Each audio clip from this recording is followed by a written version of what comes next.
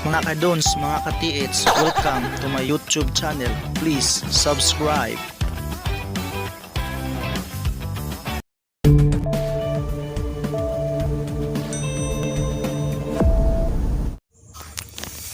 Hello guys, mga kadons, mga ka-TH, magandang gabi o magandang umaga sa inyong lahat. So welcome kayo guys sa aking munting channel, Dons TH Bukidnon. So for today's video mga kadons ay i-share ko lang sa inyo mga kadons. So ipapakita ko lang mga kadons itong bago kong assembly na EKS frequency. Ito yung kuan mga kadons, yung EKS ko nung una kong nabili mga kadons. Ay na-symbol ko mga kadons, ginawa ko siyang kuan frequency box na style.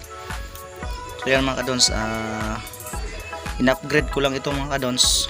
So kuan mga kadons, nilagyan ko lang ng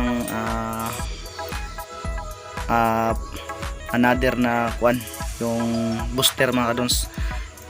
Nilagyan ko lang yung coil para mas malakas yung lalabas na frequency. So yung pinindot ko mga kadons, yan ay ang transmitter ng EKS. Yan binaklas ko mga kadons, tapos sinaparet ko sila mga kadons.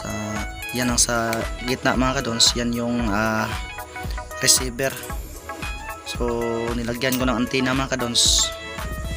Nilagyan ko ng antena at saka merong dalawang saksakan mga kadons, kasi pang dowsing rod to mga kadons. Pwede din to lagayan ng mga kadons ng single locator. So ang purpose ko talaga dito mga kadons ay pang dowsing rod talaga ito mga kadons, kaya ko to naisip na i-improvise. So hindi pa yan natapos mga kadons, kulang pa yan ng pintura. So hindi pa yan natapos, so pinasilip ko lang mga kadons itong gawa ko. So kung meron kayong mga EKS dyan mga kadons na nabili nyo, so pwede nyong maging iganyan mga kadons, improvise, gawin yung frequency box na forma mga kadons. Saka lagyan nyo lang ng connection para sa locator mo. So apat lang ang kanyang malukit mga kadons: copper, silver, gold at saka diamond. Pero okay na yan mga kadons kung wala pa tayong pangbili ng mahal. So maganda na yan gamitin sa site mga kadons. Pero hindi ko pa to nasubok mga kadons. So baka sa sunod na araw pag matapos to, subok ko to mga kadons.